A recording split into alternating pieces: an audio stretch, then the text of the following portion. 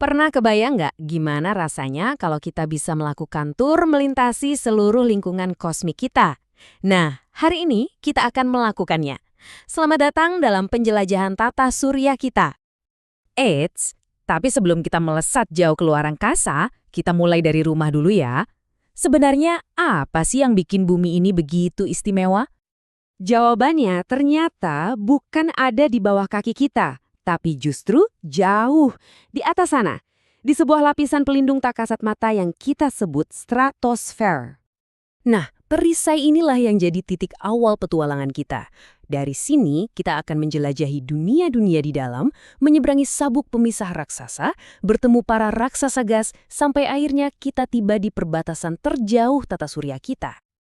Oke, pertama-tama, mari kita lihat lebih dekat perisai bumi ini. Apa sih yang sebenarnya bikin dia jadi tempat yang nyaman banget buat kehidupan seperti kita? Jadi gini, jagoan utamanya itu adalah lapisan ozon. Anggap aja ini kayak sunscreen raksasa buat planet kita, yang nyerap sebagian besar radiasi ultraviolet berbahaya dari matahari. Tanpa ini, kehidupan di darat itu nggak akan mungkin ada. Oh ya, udaranya yang super stabil juga jadi alasan kenapa pilot pesawat komersial suka terbang di sini, biar penerbangan kita mulus di atas cuaca yang sering bergejolak. Oke, pasang sabuk pengaman. Sekarang kita bakal melesat ke bagian dalam tata surya buat mengunjungi tetangga-tetangga berbatu kita. Nah, ini dia 4 planet pertama. Mereka semua ini ngumpulnya dekat-dekatan, relatif dekat sama matahari. Coba deh perhatiin jaraknya. Bumi itu kan 150 juta kilometer, nah Mars, planet terluar di zona ini, cuma sekitar 78 juta kilometer lebih jauh. Biar kebayang se-ekstrim apa lingkungan di sini, kita lihat aja Venus. Suhunya itu bisa sampai 464 derajat Celcius loh. Cukup panas buat ngelelehin timah. Ini semua gara-gara atmosfernya yang super tebal yang memerangkap panas dalam efek rumah kaca yang menggila. Keempat planet ini, Merkurius, Venus, Bumi, dan Mars, semuanya punya satu kesamaan mendasar. Mereka adalah planet terestrial. Artinya, kayak bumi, mereka semua punya permukaan padat yang bisa kita pijak. Dan uniknya, nggak ada satupun dari mereka yang punya cincin. Sekarang, kita tinggalkan Mars di belakang kita. Di depan sana terbentang sebuah perbatasan yang luas dan kuno, pemisah besar antara dunia-dunia dalam dan para raksasa di luar. Yah, kita memasuki sabuk asteroid utama. Coba bayangin, ini tuh kayak sungai kosmik raksasa yang isinya jutaan batu yang jadi semacam pembatas alami di tata surya kita. Sabuk ini sebenarnya adalah sisa-sisa dari planet yang gagal jadi. Seharusnya, semua material ini bisa menyatu jadi satu planet baru. Tapi ada satu pengganggu besar, Jupiter. Tarikan gravitasinya yang luar biasa kuat terus-menerus ngaduk-ngaduk wilayah ini. Jadi, puing-puing itu nggak pernah bisa bersatu. Dan layaknya sebuah kerajaan, sabuk ini juga punya rajanya sendiri loh, namanya Ceres. Diameternya hampir 1000 km, gede banget. Saking gedenya, gravitasi Ceres sendiri udah cukup buat menarik dirinya jadi bentuk yang hampir bulat sempurna. Makanya, dia dapat status planet kerdil. Setelah berhasil melewati sabuk asteroid, sekarang kita masuk ke wilayah para raksasa. Siap-siap ya, karena skala semua yang akan kita lihat di sini benar-benar beda jauh. Coba deh lihat grafik ini. Skalanya benar-benar bikin melongo. Massa Jupiter aja, yang diwakili batang biru paling tinggi itu, lebih dari 2,5 kali massa gabungan semua planet lain di tata surya. Ini benar-benar rajanya para planet.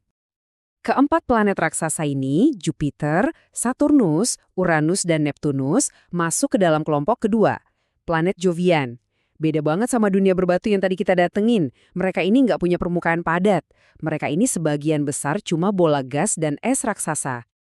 Jadi, kita bisa lihat ada 2 keluarga planet yang sangat berbeda di tata surya kita. Di satu sisi, ada keluarga terestrial, kecil, padat, dan berbatu. Di sisi lain, ada keluarga Jovian, raksasa, ringan kayak gas, punya banyak banget bulan, dan semuanya dihiasi cincin.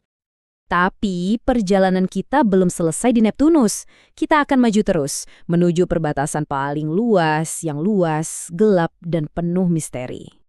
Di sini kita menemukan sabuk Kuiper. Anggap saja ini seperti sabuk asteroid versi kedua, tapi jauh lebih besar dan isinya bukan batu, melainkan dunia-dunia beku yang terbuat dari es air, amonia, dan metana. Wilayah beku ini adalah rumah bagi banyak banget objek es. termasuk nama yang pasti kita kenal, Pluto.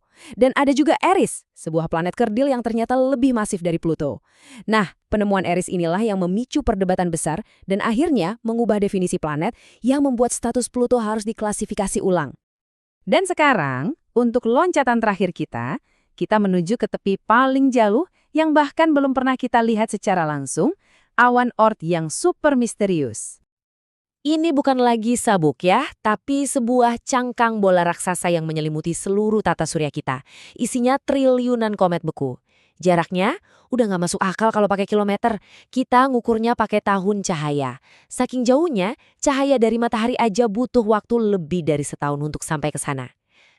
Dan ini dia yang paling bikin takjub. Seluruh struktur raksasa yang baru saja kita jelajahi, dari panasnya matahari sampai dinginnya awan Oort, itu semua cuma satu titik kecil di antara miliaran sistem bintang lain di galaksi rumah kita, Bima Sakti. Tur kita ini menunjukkan betapa berharganya rumah kita yang unik ini. Tapi, ini juga meninggalkan kita dengan satu pertanyaan besar. Setelah kita melakukan perjalanan miliaran kilometer dan melihat semua keajaiban ini, coba bayangkan, keajaiban apa lagi yang masih menunggu untuk ditemukan di luar sana, di tengah kegelapan yang tak terbatas?